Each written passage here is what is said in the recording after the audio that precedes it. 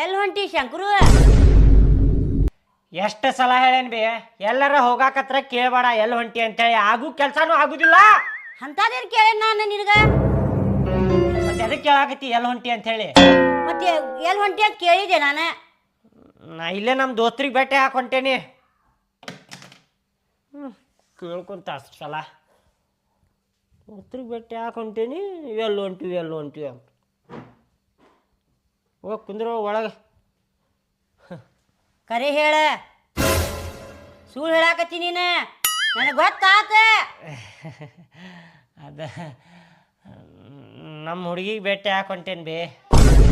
ತಗೋ ಪಾರ್ಕಿಗೆ ಹೋಗ್ಬಾ, ಕರ್ಕೊಂಡ ಏನಾರು ತಿನ್ನಸ.